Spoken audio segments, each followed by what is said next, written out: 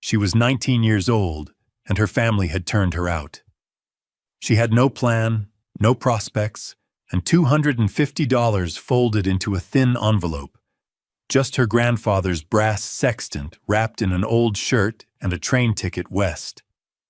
And with 50 of those dollars, she bought a deed for a derelict lighthouse in the Arizona desert, 60 miles from the nearest town and 90 miles from the nearest drop of seawater. But what the county clerk who sold it to her didn't know, and what the family who cast her off would never learn, was that sealed away at the top of that impossible stone tower was a secret that would build her a new life from the dust. Settle in and let us tell you the story of Catherine Ward and the Sable Wells Light. We love to know where you're watching from tonight. Catherine Ward had been raised on the smell of salt and sawdust, even though she lived her whole life in a tidy house in Ohio.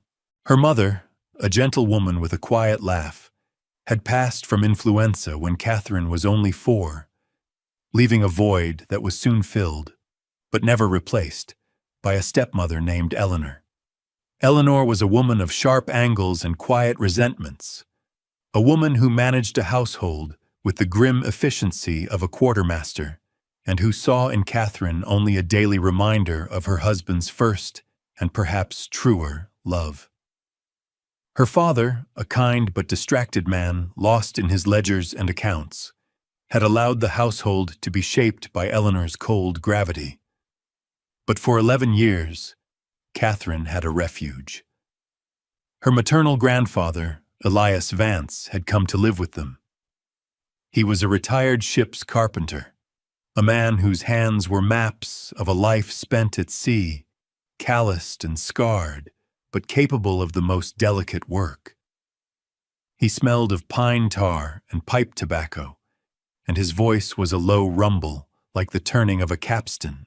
He took over the old workshop behind the house, and it became Catherine's true home. It was there, among the neat stacks of lumber and the orderly rows of hand tools, that Elias taught her everything that mattered. He taught her the names of the woods by their grain and their scent, the spicy bite of cedar, the sweet heft of oak, the pale utility of pine. He taught her how to use a dovetail saw so the cut was true and clean, how to sharpen a plane blade on an oilstone until she could shave a curl of wood so thin you could read a newspaper through it. He taught her how to mix plaster with horsehair for strength, and apply it in a smooth, flawless coat with a steel trowel. He taught her patience. "The wood tells you what it wants to be," he would say, his hand resting on her shoulder. "You just have to be quiet enough to listen." He also taught her the sea. He'd unroll his old navigation charts on the workbench, the paper soft as cloth, and show her the soundings and the rum lines. He taught her how to shoot the sun with his heavy brass sextant, how to read the vernier scale and calculate a line of position. To him, the world was a thing of order, a system of knowable points and reliable forces, and he gave her that certainty as a gift. The sextant was his most prized possession, and when he died peacefully in his sleep the winter she turned 15, it was the only thing she asked to keep. Eleanor had allowed it with a thin, dismissive wave of her hand, as if granting a child a worthless toy. For the next 4 years, Catherine kept it on her bedside table, its polished brass a warm, solid presence in the chilled silence of the house. The ejection, when it came, was as quiet and bloodless as an entry in a ledger. A year after her father's sudden death from a heart ailment, on the morning of her 19th birthday, Catherine found a long white envelope on the polished hall table. Her name was written on it in Eleanor's precise, forward-slanting hand. There was no confrontation, no raised voices, no scene of dramatic departure. There was only the rustle of thick paper as she opened it. The letter was from Eleanor's solicitor. It stated in cool, legal prose that with the passing of her father and her own attainment of legal majority, The estate was now settled. As she was not his biological heir, but a dependent, her residency in the house was concluded. Enclosed was a bank draft for $250, described as a final and complete disbursement meant to assist her in establishing her own household. It was a severance. She stood in the silent hallway, the letter in her hand, and felt not a shattering grief, but a strange, hollow calm. The house had ceased to be her home the day her grandfather died. This was merely the formal recognition of that fact. She did not cry. She did not plead or argue. She walked upstairs to her small room, the one that had been hers since childhood, and packed a single canvas satchel. She took 2 changes of sturdy clothes, her grandfather's whetstone, a small rigging knife, and a book of poetry her mother had owned. From the nightstand, she took the sextant, wrapping it carefully in one of Elias's old, soft flannel shirts before placing it in the very center of the bag, a solid weight to anchor her. She walked back downstairs. Eleanor was in the parlor, reading a book, and did not look up as Catherine passed the open doorway. She left the house key on the hall table, next to the vase of sterile, scentless silk flowers. She closed the heavy oak door behind her, the latch clicking shut with an irrevocable finality. She walked down the familiar street, past the manicured lawns and the silent, watching windows, and did not look back. At the train station, she bought a one-way ticket as far west as her money would comfortably take her. The clerk suggested a route that terminated in Arizona. Looking at the map, a place name caught her eye. A small, isolated dot in a sea of empty beige. Sable Wells. It sounded like a place where a person could disappear and begin again. She bought the ticket, her remaining money feeling impossibly thin in her purse. The train pulled out of the station an hour later, its whistle a long, mournful cry that sounded to Catherine exactly like freedom. The journey was a slow erasure of the world she had known. The lush, rolling green of Ohio flattened and faded, giving way to the vast, open plains of the heartland. The trees grew smaller and sparser, replaced by scrub and sage. The sky grew larger, a pale, immense bowl that dwarfed the clattering train. For 3 days, she sat by the window, watching the landscape shift and change, feeling the air grow drier, the light more intense. The heat pressed against the glass, a physical presence. Dust, fine as flour, worked its way through the window frames, coating the green velvet seats and her own hands with a fine reddish film. She spoke to no one, and no one spoke to her. She was simply a quiet figure in a plain dress, a ghost moving through a landscape of ghosts. When she finally disembarked at the small depot marked Sable Wells, the heat struck her like a physical blow. The town was little more than a single dusty street, lined with a dozen sun-bleached wooden buildings. A general store, a saloon, a land office, and a few shuttered storefronts.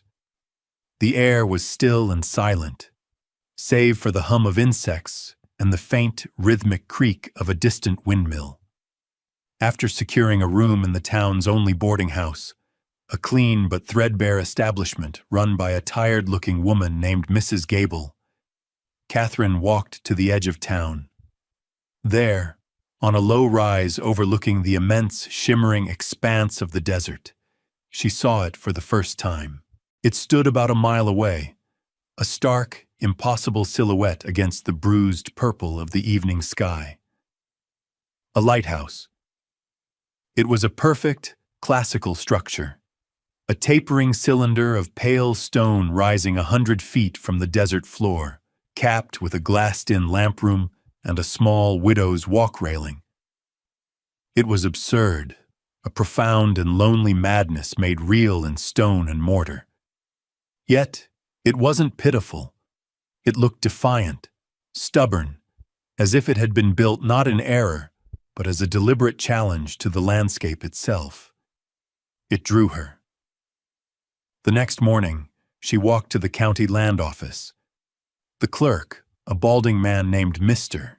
Abernathy with ink stains on his cuffs, looked at her over his spectacles when she asked about the old Lighthouse parcel. He grunted. The Finch Folly? Worthless piece of ground. Unplatted, no water rights. Been on the delinquent tax rolls for 30 years. He told her the story as he knew it. Some eccentric sea captain from back east had built it decades ago, lived in it for a few years, then vanished or died. No one knew for sure. Taxes owed are $50, he said, a note of challenge in his voice, assuming she was just a curious drifter. Catherine slid the money across the worn wooden counter. I'll take it, she said. Mr. Abernathy stared, then slowly drew up the deed of sale. An hour later, Catherine Ward, owner of one useless lighthouse on 1 acre of sun-blasted rock, walked out into the desert to claim her inheritance. The walk to the lighthouse was longer and hotter than she had anticipated. The sun beat down, and the dry air leached the moisture from her skin. The structure grew larger as she approached, its scale becoming apparent. The stonework was magnificent. Large, roughly dressed blocks of local sandstone had been laid in precise, tight-fitting courses, the work of a master mason. It was built not just to stand, but to endure. The base was perhaps 30 feet in diameter, and weeds grew thick around it, their roots cracking the hard-packed earth. The great wooden door, made of thick planks of what looked like oak, had been bleached gray by the sun and was hanging from a single massive iron hinge. The other had rusted through, leaving the door canted at a drunken angle. She slipped through the gap into the cool, still air inside. The interior was a single, large, circular room. Dust lay thick as a blanket on the stone floor, and the air was heavy with the scent of decay and dry rot. Sunlight streamed in through several tall, arched windows, their glass long since broken out, illuminating swirling motes of dust. In the center of the room, a magnificent spiral staircase made of cast iron swept upwards, its filigreed railing disappearing into the shadows of the floors above. It was a ruin, but it was a good ruin. It had bones. Her grandfather's voice echoed in her memory. Look at the bones of a thing first, Katie. A pretty finish can hide a rotten frame. The stone walls were solid, unbowed. The iron staircase, though rusted, was structurally sound. She placed a hand on the cool stone, feeling its solid, dependable reality. It felt more like home than Eleanor's polished, silent house ever had. She began a slow, methodical inspection. There were 4 levels in total, each a single circular room, smaller than the one below it. The second and third floors had wooden plank flooring, much of it warped and rotted through in places, but the main support joists, massive timbers set deep into the stone, were mostly sound. Each level had the same arched windows, framing rectangles of brilliant, empty blue sky. The plaster that had once covered the interior stone walls had crumbled away in great sheets, exposing the raw masonry beneath. It was a wreck, but Catherine saw not the decay, but the work to be done. She saw the shape of the life she could build here. With a growing sense of purpose, she began to climb the spiral stairs, her footsteps echoing in the vast silence. The iron treads rang with a clear, metallic note under her worn leather boots. As she ascended, the light changed, shifting through the narrow window slits that spiraled up the tower's wall. Finally, she reached the top landing, a small iron platform before a single, solid wooden door. This had to be the entrance to the lamp room. Unlike the main door below, this one was shut tight. There was no visible lock, but it was swollen in its frame, sealed by decades of heat and disuse. She pushed, but it wouldn't budge. She descended, found a length of rusted iron rebar in the debris on the ground floor, and carried it back up. Using it as a lever, she wedged the tip into the crack between the door and the frame and put her full weight into it. For a long moment, nothing happened. Then, with a deep, groaning crack that sounded like a cry of pain, the wood gave way. The door swung inward into a room that had not seen the light of day in half a century. The lamp room was a circle of thick glass panes set in a heavy iron frame. A fine gray dust coated everything, muting the intense desert light to a soft, submarine glow. In the center of the room stood a heavy stone pedestal where the great lamp and its clockwork mechanism must have once sat. The machinery was gone, but the base remained.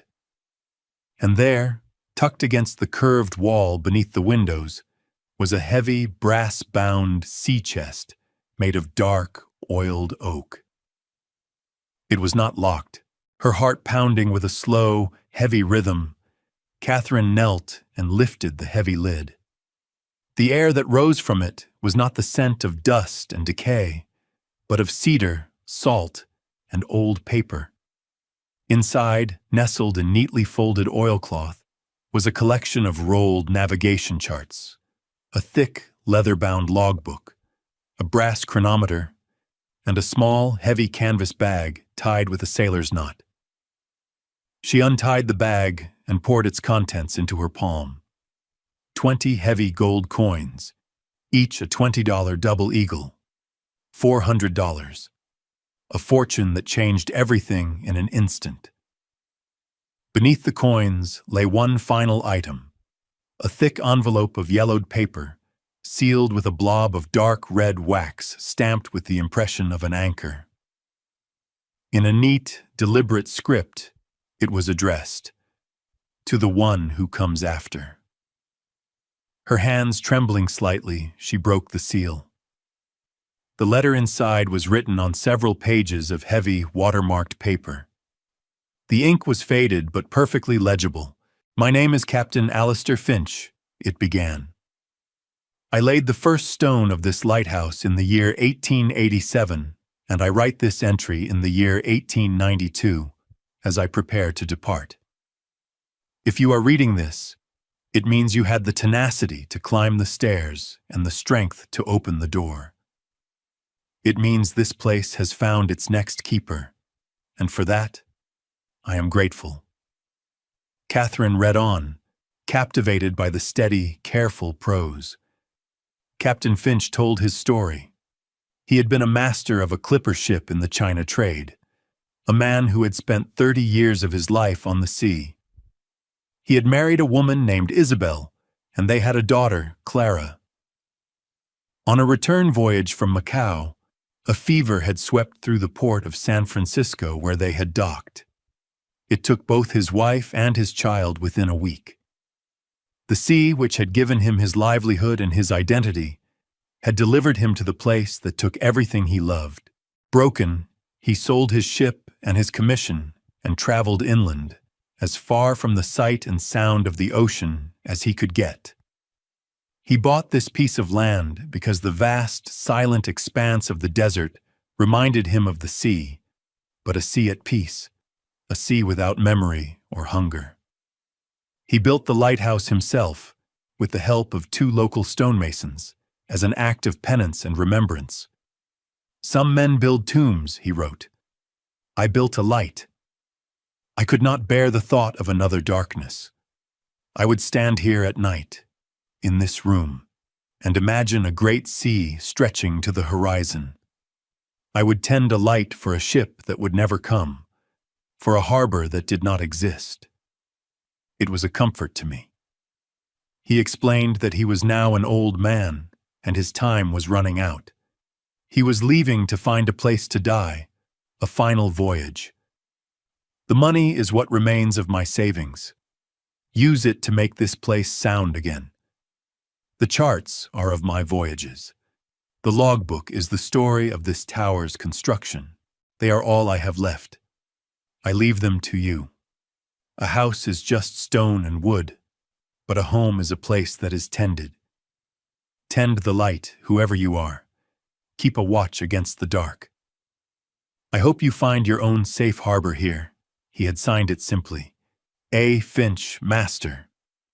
Catherine sat on the dusty floor of the lamp room, the letter in her hands, and for the first time since she had left Ohio, she wept. They were not tears of sorrow, but of profound, aching gratitude for the kindness of a stranger who had reached across 50 years of silence to offer her a home. The next day, Catherine Ward began her work. With Captain Finch's gold and her grandfather's lessons, she was no longer an outcast, but a builder. She walked back to Sable Wells, her satchel heavy with purpose, and went first to the general store. She bought canvas work gloves, a new hammer, a sturdy pry bar, and a set of chisels. She bought buckets, rope, and a block and tackle. She bought sacks of lime and fine sand for making plaster, and tins of linseed oil and putty for glazing windows. The store owner, a man named Henderson, watched her pile the goods on the counter with a curious eye, but asked no questions, simply tallying the cost. Her next stop was the lumberyard at the far end of town, run by a wiry, sun-weathered man in his late 60s named Silas Croft. She showed him a careful list of the lumber she needed: thick planks of Douglas fir for the floors, clear pine for the window frames, and cedar for new shelves. Silas looked at her list, then at her, his gaze sharp and assessing. "This is a serious order," he said, his voice raspy from a lifetime of sawdust. "For the old lighthouse?" Catherine nodded. "I'm restoring it." He chewed on a splinter of wood for a long moment, then gave a slow nod. "All right," he said. "I'll deliver it myself, tomorrow morning." He gave her a fair price, a price for a local, not a transient, and Catherine knew in that small moment that she had been seen not as a fool, but as a person of serious intent. She started at the top, just as her grandfather had taught her. The lamp room. First, she cleaned. For 2 days, she hauled buckets of water up the winding stairs, scrubbing away 50 years of accumulated dust and grime from the glass, the iron frame, and the stone floor. She used the block and tackle rigged to the railing of the widow's walk to haul her supplies. The work was grueling, repetitive, and deeply satisfying. She found a rhythm in the simple physical tasks: the scrape of a wire brush, the splash of water, the squeak of a clean cloth on glass. When the room was clean, the desert light poured in, brilliant and clear, making the small space feel vast and airy. She carefully reglazed every one of the 16 large panes of glass, scraping out the old, cracked putty, setting the new glass against a bed of fresh putty, pressing in the small triangular glazing points, and then smoothing a final, perfect bead on the outside. It was the work Elias had taught her, and her hands remembered the motions perfectly. As she worked, she felt his steady, approving presence beside her. At the end of the first week, the lamp room was secure, weatherproof, and filled with light. It was her sanctuary. From there, she began her slow, methodical descent, floor by floor. The community, such as it was, began to notice. Silas Croft arrived the next morning as promised, his old flatbed truck groaning under the weight of the lumber.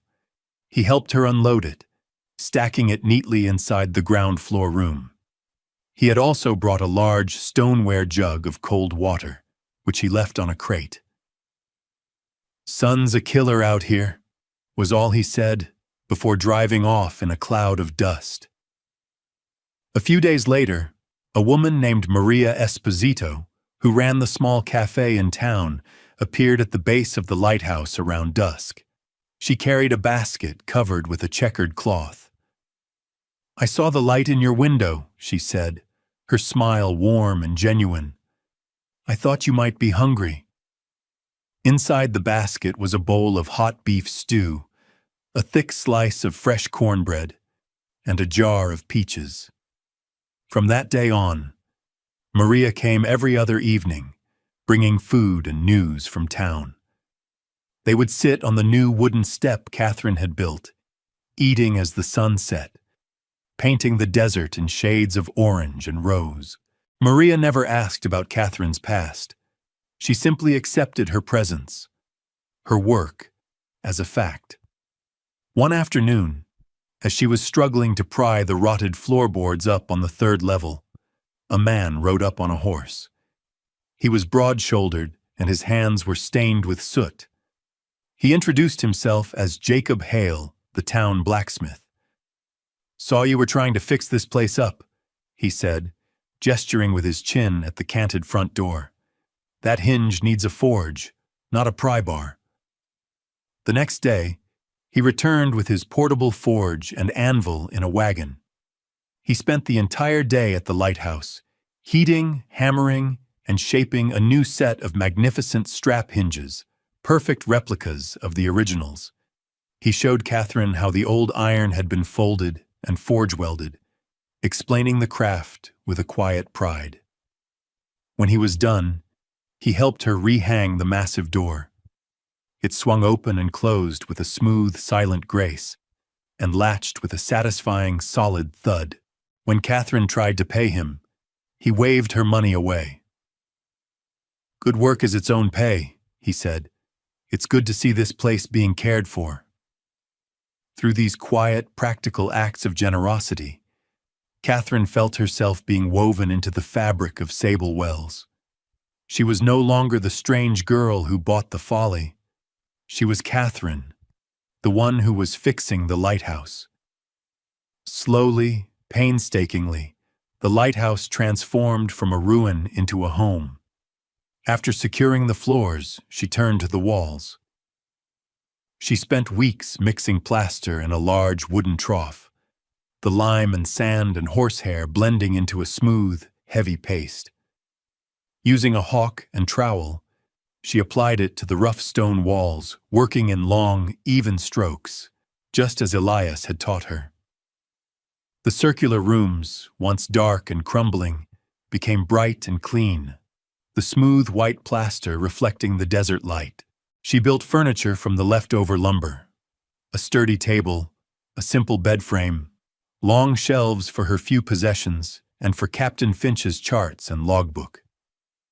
She installed a small, efficient wood-burning stove on the ground floor, its pipe running up through the center of the spiraling stairs, providing a gentle warmth on the surprisingly cold desert nights.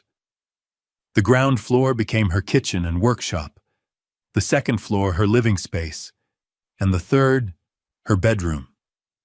The lamp room at the very top remained a place of quiet contemplation, a room for watching the sun rise and set over her vast, silent sea.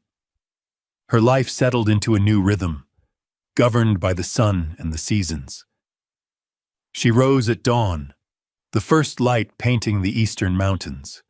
She would climb to the lamp room with a cup of coffee and watch the desert awaken, the long shadows shrinking as the sun climbed higher.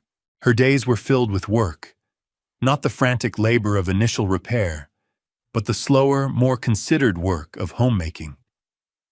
She built a small garden at the base of the tower, coaxing tomatoes and peppers and herbs from the dry soil, watering them carefully from the well Jacob Hale had helped her dig. She read Captain Finch's logbook, tracing the story of the tower's construction, feeling a kinship with the lonely man who had laid each stone with such care. She unrolled his charts on her new table, following his voyages with her finger, from the Spice Islands to the coast of Peru. The world felt both immense and intimately knowable. People from town would sometimes ride out to visit, bringing mail or a pie, or just to sit for a while and talk. The lighthouse was no longer the Finch Folly. It was Catherine's Light, a landmark, a point of certainty in the vast, open landscape. Travelers crossing the desert began to use it as a guidepost, and she would sometimes find small gifts left at her door: a bag of flour, a bundle of dried jerky, a brightly woven blanket. She had come to this place with nothing, an outcast, and had found not just a home, but a purpose. She was the keeper of the light, a tender of a flame in the heart of the desert. One evening, as twilight settled, Catherine sat in the lamp room, the place where her new life had truly begun. The air was cool and clear, and the first stars were beginning to appear in the deep indigo sky. The desert floor below was a tapestry of soft, shifting shadows. The work was done. The lighthouse was whole, sound, and warm. It was filled with the quiet hum of a life being lived. On the simple cedar table she had built, two objects sat side by side. One was her grandfather's brass sextant, its arcs and lenses gleaming in the faint starlight. The other was Captain Finch's leather-bound logbook, opened to the first page. She thought of the two men, strangers to each other, separated by time and circumstance, who had both shaped her life. Elias Vance, who had given her the skills to build, and Alistair Finch, who had given her the place to build upon. Both were men of the sea who had taught her how to find her bearings in a vast and sometimes lonely world. She looked out through the clean glass at the immense, quiet landscape. She finally understood what the captain had meant when he called it a sea of memory. It wasn't empty. It was full of resilience, of things that endured the wind and the sun and the passage of time. The gnarled creosote, the stubborn cactus, the ancient weathered rock, they were all keepers of their own quiet light. She thought of Eleanor's cold, silent house, of the letter that had set her adrift. She thought of the $250, a sum meant to dismiss her, to erase her. It felt like a story from another person's life, a distant shore she had sailed from long ago. She had not been cast out. She had been set free. She had not been given a pittance. She had been given a chance. Here, in this impossible tower in the middle of the desert, she had navigated her way to a safe harbor, a place of her own making. Catherine Ward was 19 years old and had been sent into the world with $250. She spent $50 of it on a ruined lighthouse in the Arizona desert. It was the best $50 she ever spent. Thank you for joining us for Catherine's story. If her journey of finding strength and community in a place others had abandoned speaks to you, we hope you'll share it with someone who appreciates a story of quiet resilience. We leave you with this thought. What forgotten place in your own world, if tended with care and patience, might hold a light you never expected to find? What would you do if the only thing you could afford in the world was something the world had already decided was worthless? For 19-year-old Alice Pemberton, left homeless and with only a $10 bill to her name, that question wasn't a matter of philosophy. It was the sharp edge of survival. She spent that last $10 on a derelict, abandoned naval yard on the Columbia River, a place the county records had marked as a liability, a boneyard of rust and ruin. But what she found waiting for her inside a sealed dry dock, a secret that had been gathering dust for decades, would not only change her life, but shock the very foundations of a nation that had long forgotten its own secrets. Settle in and stay close as we tell the story of a forgotten place and the determined young woman who listened to its silence. Let us know where you're watching from tonight as we journey back to the wild banks of the Columbia. Alice Pemberton arrived in Ridgewater, Oregon, the way a stray leaf arrives in a forgotten corner of a porch, carried by a wind she didn't control, and settling where the motion finally stopped. She stepped down from the dusty passenger car with a single worn leather satchel and the weight of a loss so total it had no edges. Her father was gone, buried under a simple wooden cross on a hill overlooking the farm that was no longer theirs.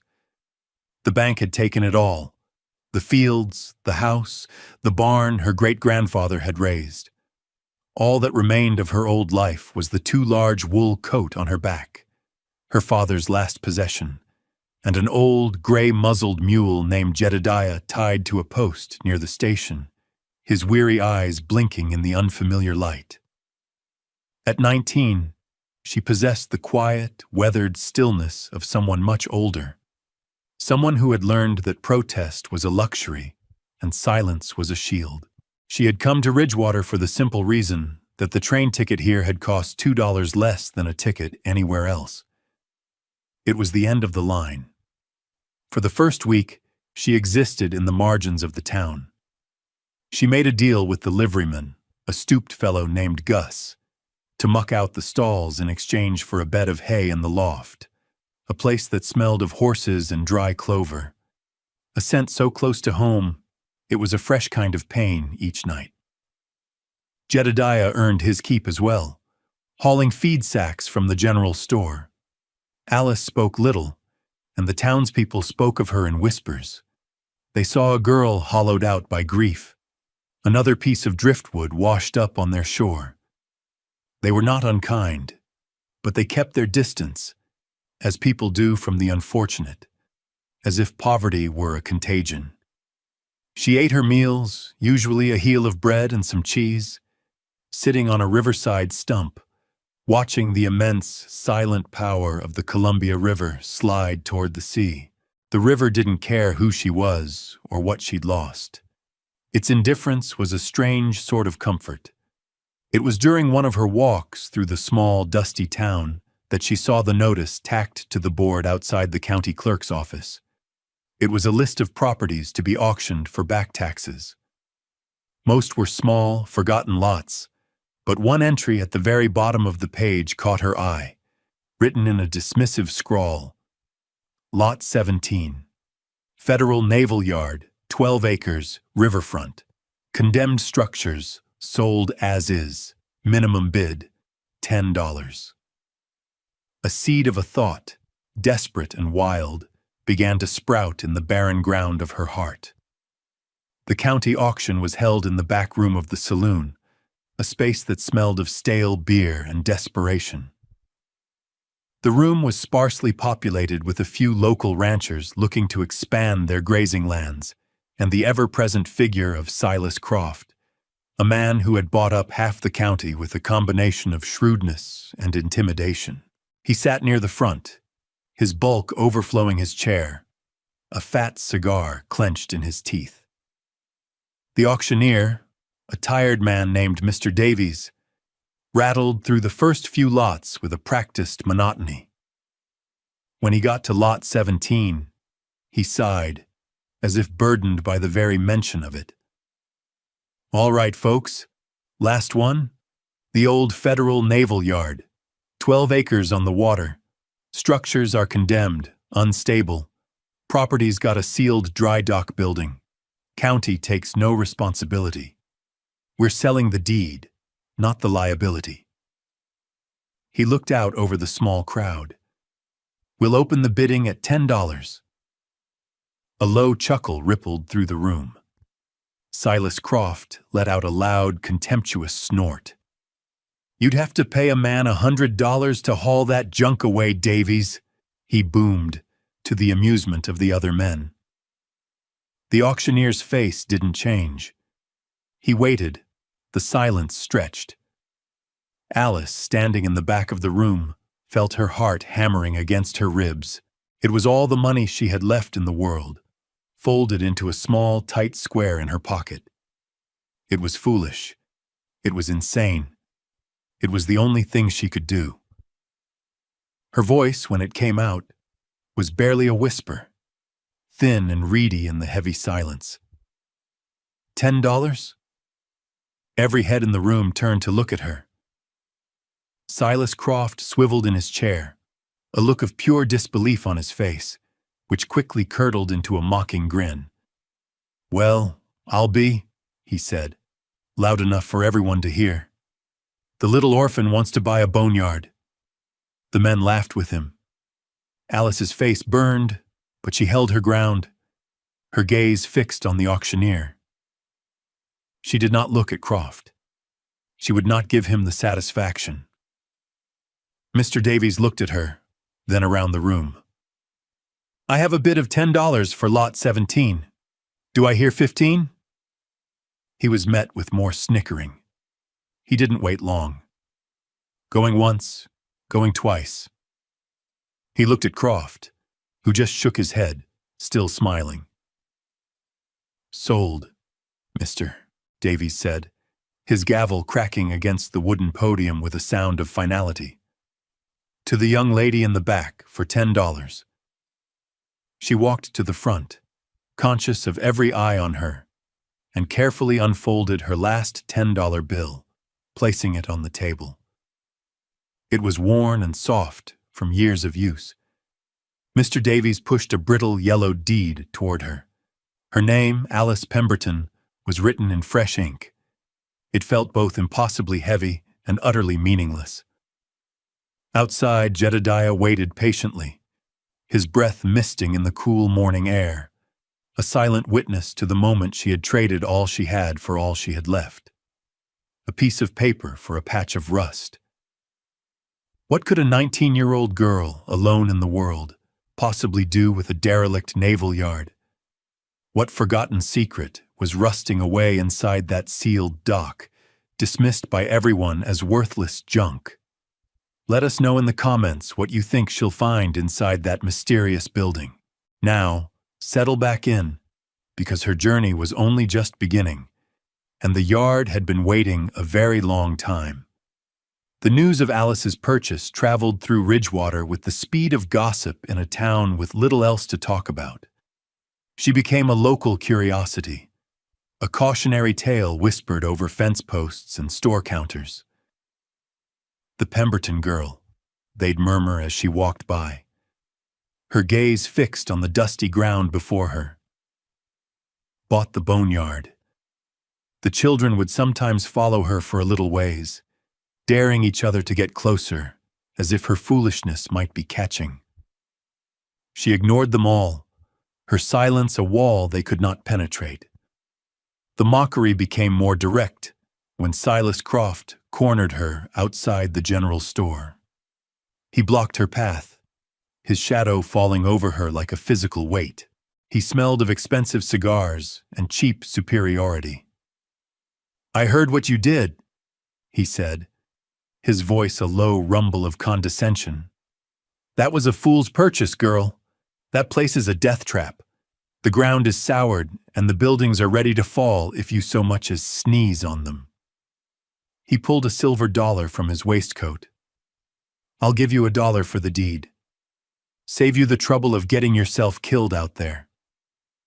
Alice looked at the coin, then up at his fleshy face. She didn't speak. She simply shook her head once, a small, resolute movement. Croft's face tightened, his condescension turning to anger. "Stubborn fool," he spat, pocketing the coin. "Don't come crying to me when you break your neck on that pile of scrap." He stormed away, leaving her standing in the swirling dust.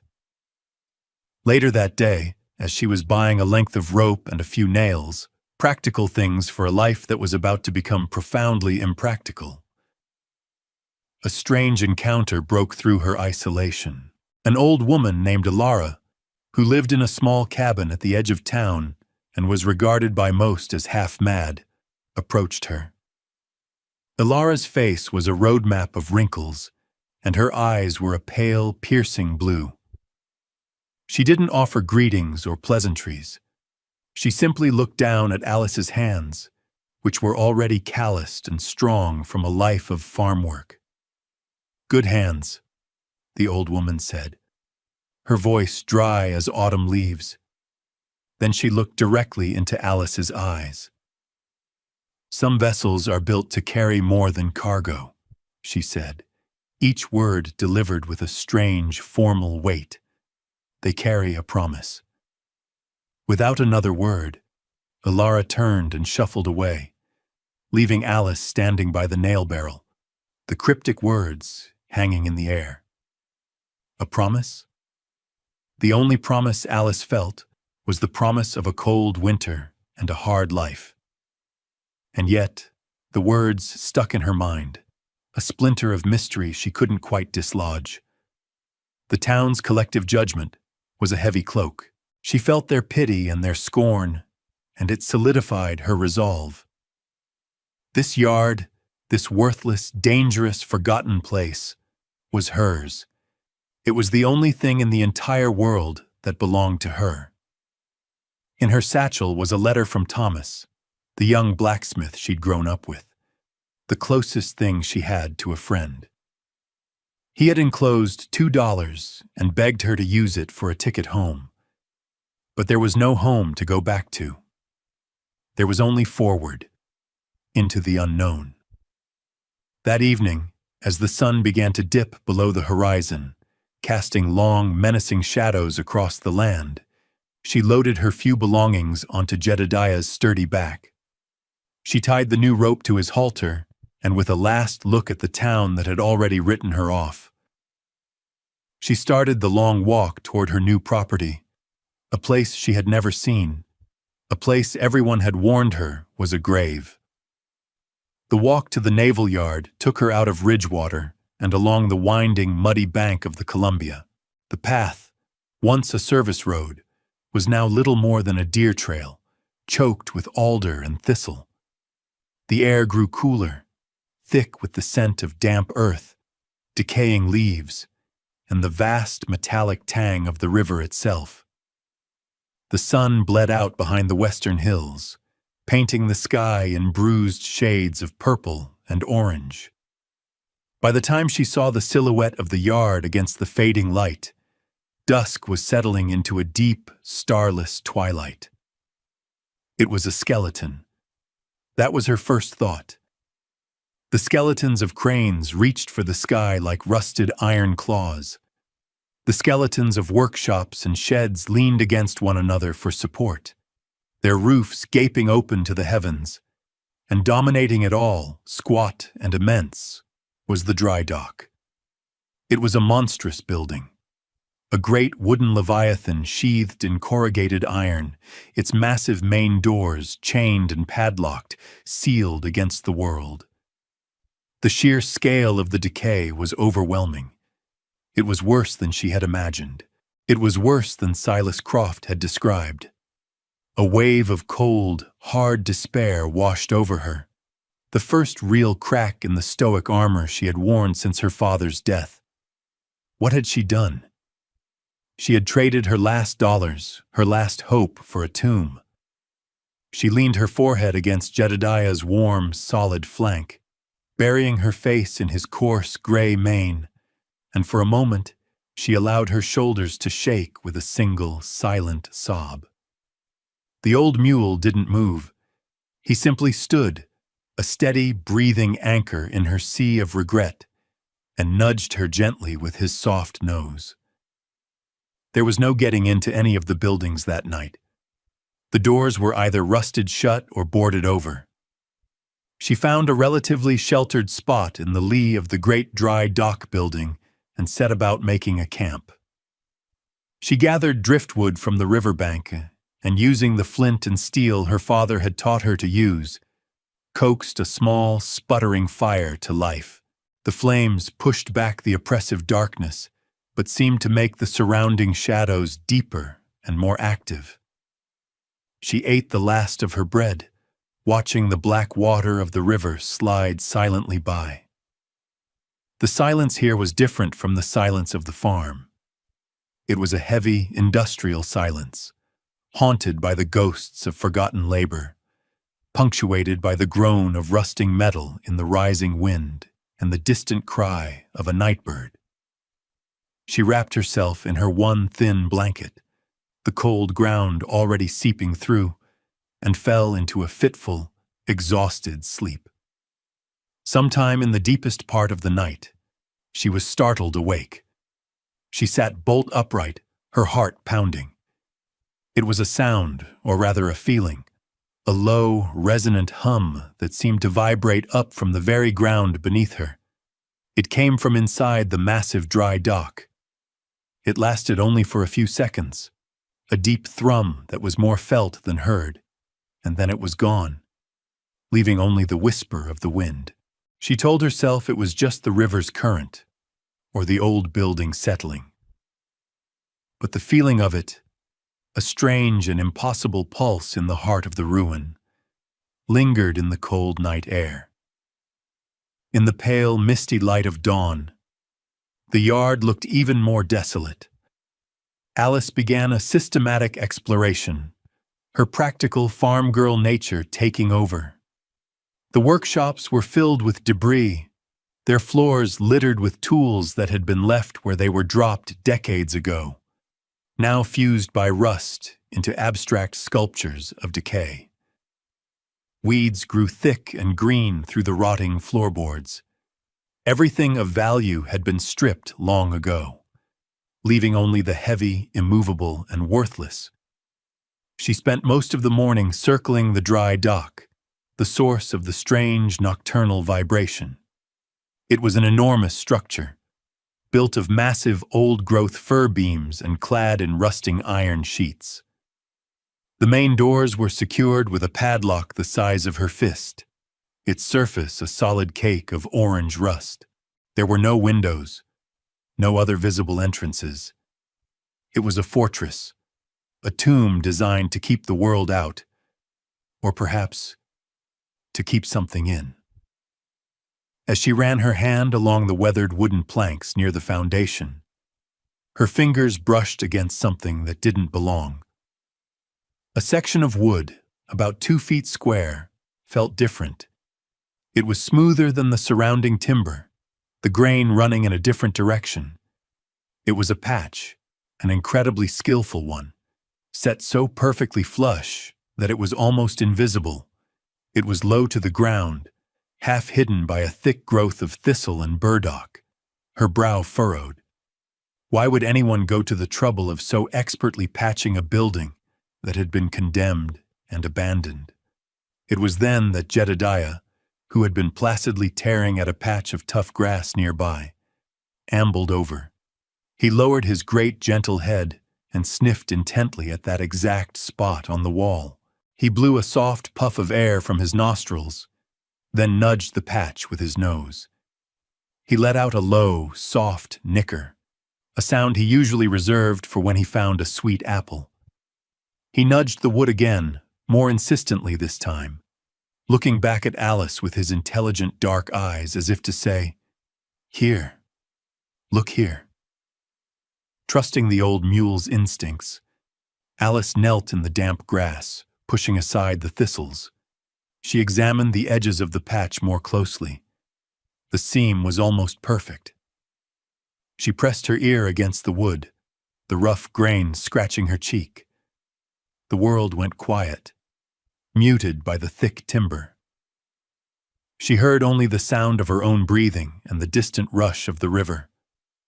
She waited. For a long, silent minute there was nothing. Then she felt it again, and this time she heard it. Faint, impossibly faint, but undeniable. Not a hum, but a slow, rhythmic, and deliberate beat. Thump, thump, thump. It was like listening to a giant sleeping heart through a dozen layers of wool. It was impossible. It had to be an echo, a trick of the wind, the percussive beat of a river eddy against the foundation.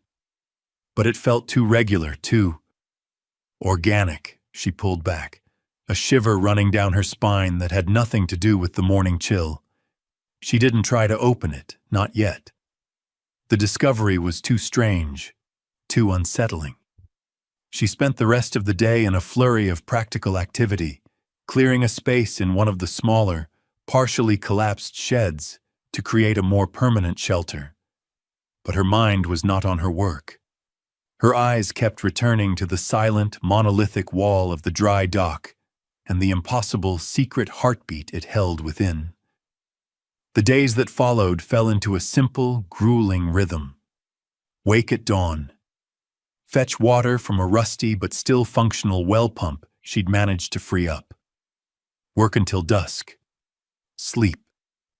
The labor was a kind of solace. She wasn't trying to reclaim the whole yard. That was an impossible task. She was simply carving out a small space of order in the chaos, a place to exist. She patched the roof of her chosen shed with scavenged sheets of iron, cleared the floor of debris, and built a small stone fire pit outside. Her hands, already calloused from farm life, grew tougher, the skin thickening over her palms. The physical exhaustion at the end of each day was a welcome anesthetic, blunting the sharp edges of her grief. When she thought of her father, it was less with a sense of raw loss and more with a quiet appreciation for the skills he had taught her. How to swing an axe, how to mend a fence, how to be patient. Jedediah was her constant, silent companion. He would stand nearby as she worked, his presence a quiet affirmation. But the mystery of the dry dock was a constant pull. Every day she would spend an hour or two working at the strange wooden patch. She'd found a heavy, rusted pry bar in one of the sheds, and she used it to carefully, painstakingly work at the almost invisible seams. The wood was stubborn, hard as stone, but Alice was more stubborn still. As she worked, other small, incongruous details revealed themselves. She noticed a series of faint scratches on the iron doorframe of the main entrance, high up, not the kind of wear caused by weather, but the deliberate marks of a tool trying to force the lock. On the massive padlock itself, she scraped away a layer of rust and found a series of numbers and letters stamped into the steel, almost worn away by time. 18-USN-01. The physical act of prying at the patch taught her about the building's construction. This was no ordinary shed. The beams were hand-hewn, fitted together with a precision that spoke of military engineering. This structure wasn't just built, it was crafted. It was designed to protect something of immense value.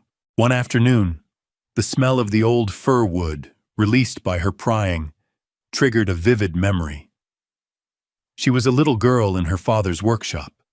He was showing her how to make a dovetail joint, the wood pieces sliding together to form a bond stronger than nails. "You have to respect the material, Alice," he had said, his large, gentle hands guiding hers.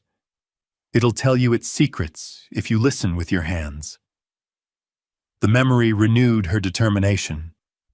She wasn't just fighting against wood and nails. She was in a conversation with the past. Finally, after a week of patient, persistent labor, she felt a subtle give. The pry bar sank a half-inch deeper. With a final, determined heave, the patch groaned and shifted inward. It wasn't just a patch. It was a small, cleverly concealed door, fitted so perfectly into the wall that its existence was a secret. Inside was a square of profound darkness, and a gust of stale, trapped air that smelled of dust, cold metal, and something else she couldn't place. A sharp, clean scent like the air after a lightning strike. She had no lantern, only a few precious matches and a candle stub. She couldn't go in yet. She stood on the threshold, her heart pounding in her chest, the cool, strange-smelling air breathing out from the dark.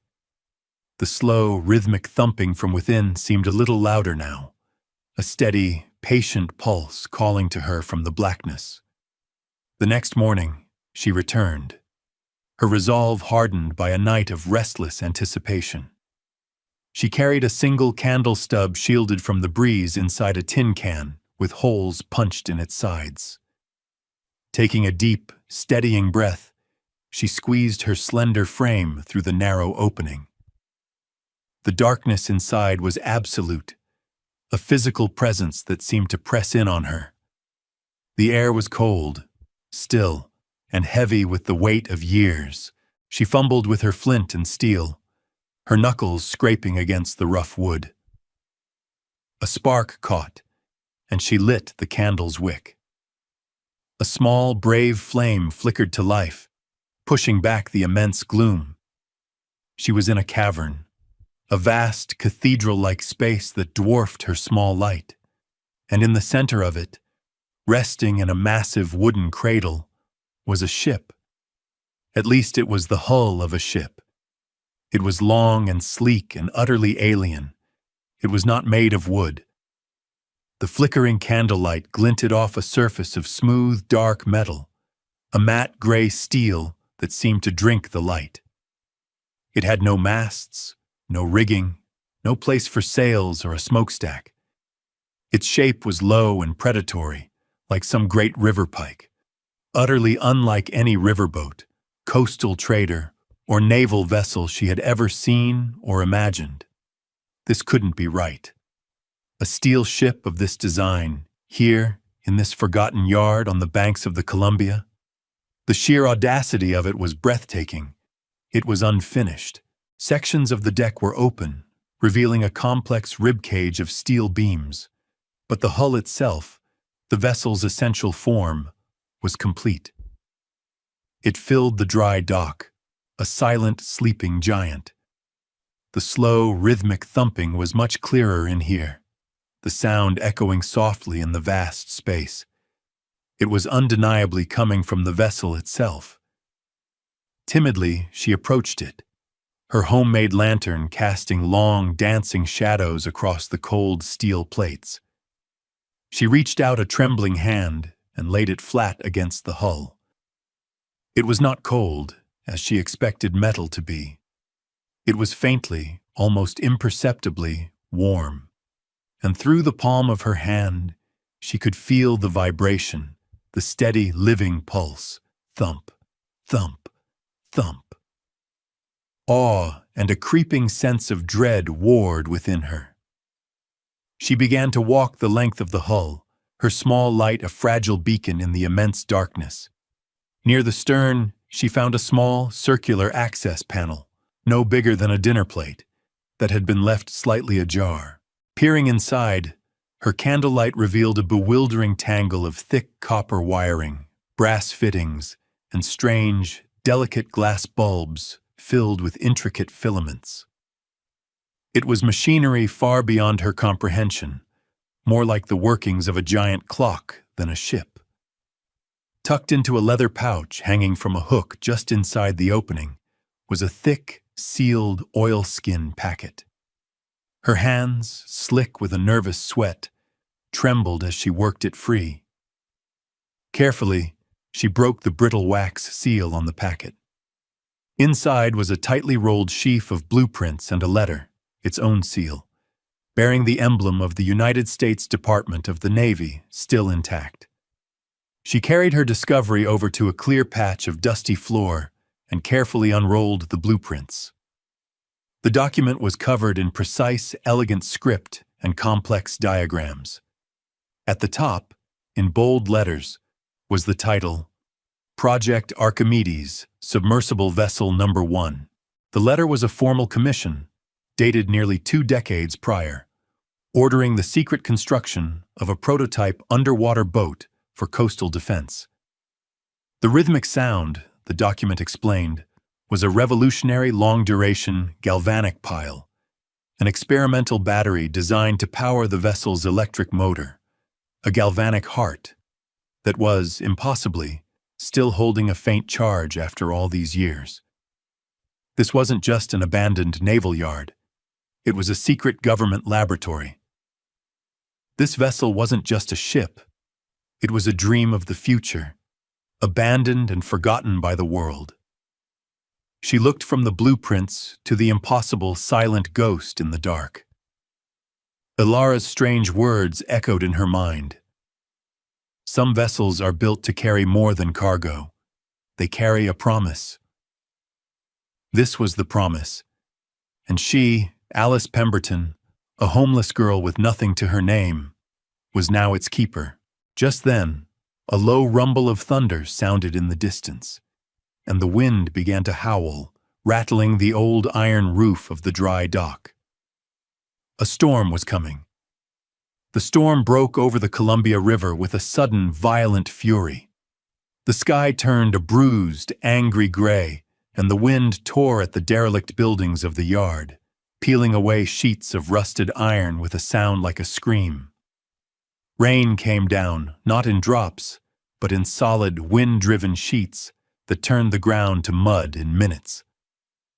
The river itself, usually a calm, majestic presence, transformed into a churning, frothing monster, its surface rising with terrifying speed. Alice stood just inside the hidden opening of the dry dock, watching the deluge, and realized with a sickening lurch of her stomach that the entire yard was on low-lying ground. A flood was not just possible, it was inevitable. Her first instinct was pure survival. Flee. Get herself and Jedediah to higher ground before the river cut them off. But then she looked back into the darkness of the dry dock, at the immense, silent shape of the submersible. She looked at the blueprints in her hand, the commission letter that spoke of patriotism and innovation.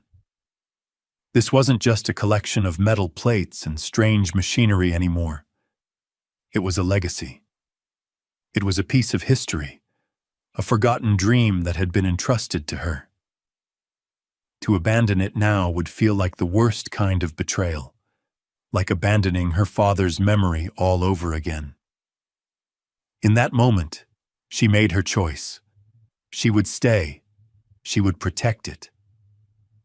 As she frantically began dragging scrap lumber and old tarps to reinforce the small hidden door against the rising water, a desperate cry for help, nearly swallowed by the gale, reached her ears.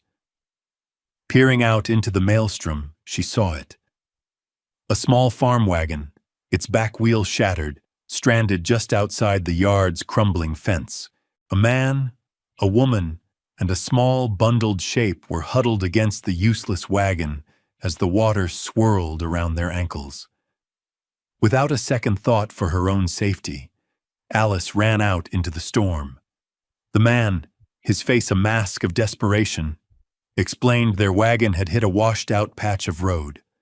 Their child was sick with a fever, and they had been trying to reach the doctor in the next town. Alice didn't hesitate. "Come with me," she shouted over the wind. "There's shelter." She helped the man unhitch their terrified horse and led the small, bedraggled family toward the dry dock. She guided them through the hidden opening into the vast, dark space. The man, whose name was Samuel, and his wife Mary, stared in stunned silence at the colossal metal shape that loomed out of the darkness, lit only by Alice's single, flickering candle. "In God's name," Samuel whispered. "What is that?" Alice looked at the great vessel, her vessel. "A promise," she replied, her voice steady and sure. The water began to seep under the main doors, pooling on the floor. For the next several hours, the three of them worked in a desperate, frantic ballet, using anything they could find to plug the leaks and brace the doors. Mary cradled her son, who was shivering violently despite the sweltering humidity. Through it all, the steady thump, thump, thump of the vessel's galvanic heart provided a strange, rhythmic counterpoint to the chaos of the storm, a calm and persistent beat in the heart of the tempest. The floodwaters rose, pressing against the old building. The main doors began to groan and splinter under the immense pressure of the river. Alice, soaked and exhausted, felt a new kind of strength surge through her. She was no longer just a grieving orphan. She was a guardian. The great doors held. Through the night, they groaned and shuddered, but the old-growth timber and iron fittings, forged for a purpose long ago, did not fail. By morning, the storm had broken. A weak, watery sun filtered through the clouds, revealing a world transformed. The floodwaters had begun to recede, leaving behind a thick blanket of mud and debris that covered everything. The naval yard was a ruin of a ruin, but inside the dry dock, its precious secret was safe. Miraculously, the child's fever had broken during the night. He slept peacefully in his mother's arms. Samuel, the man Alice had rescued, looked at her with a gratitude so profound it needed no words. He introduced himself properly. He was a doctor, on his way to take up a new post in the port town of Astoria. He looked at the submersible, his initial shock replaced by a deep, intellectual curiosity. He walked its length, running a hand over the smooth steel plates. "This is extraordinary," he murmured, his voice echoing in the quiet space. "The principles of its design, the engineering, it's decades ahead of anything I've ever read about." He looked at the blueprints, his eyes wide with understanding. "Miss Pemberton," he said, his voice full of respect, "you have stumbled upon something of immense national importance." He promised that as soon as he reached a town with a telegraph, he would send a message to a former professor of his, now a high-ranking official at the Department of the Navy in Washington City. A week later, after Dr. Samuel and his family had safely departed, a vehicle unlike any ever seen in Ridgewater rolled into town.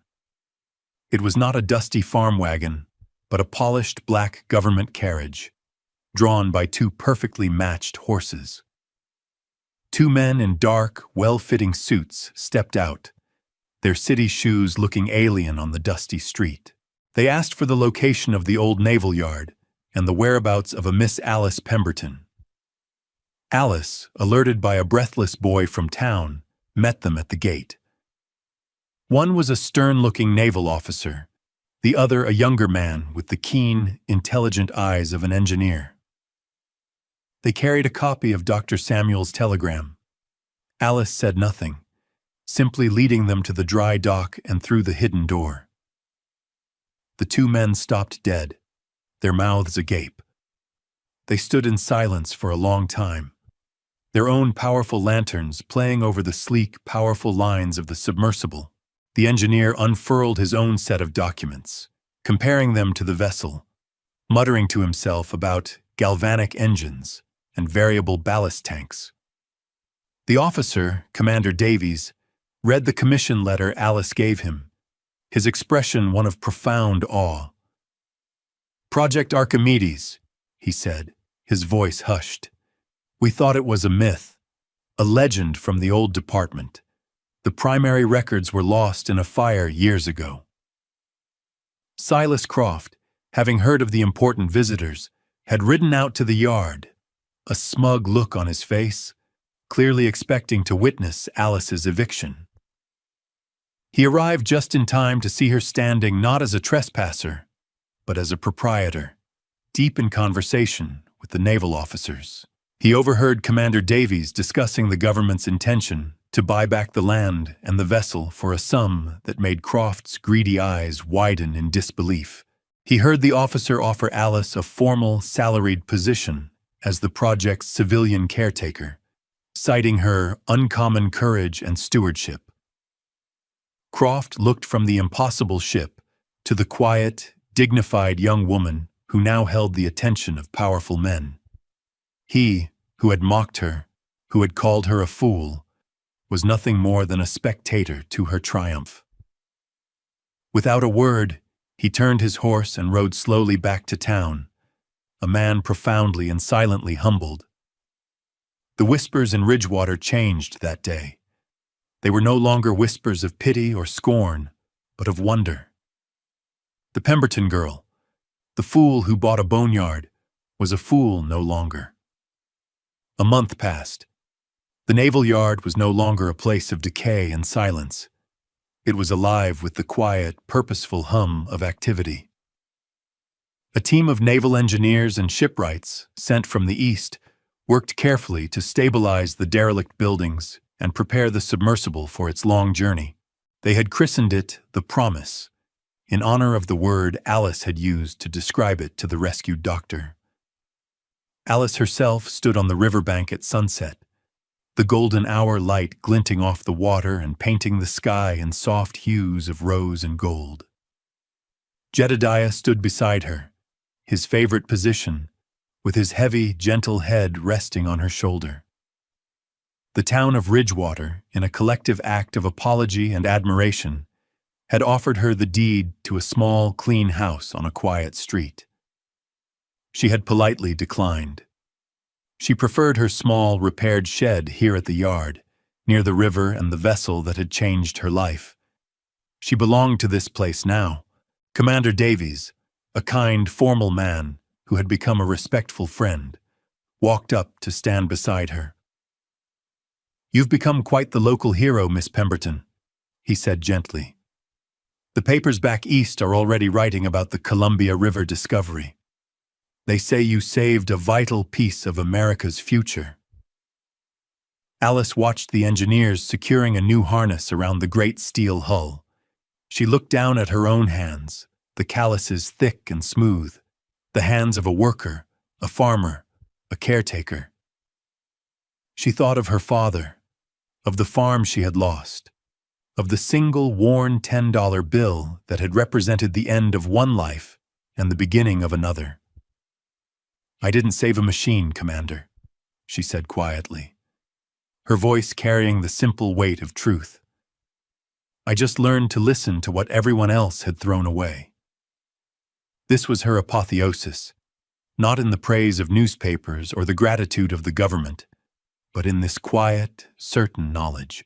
She had found her purpose not in owning something, but in stewarding it.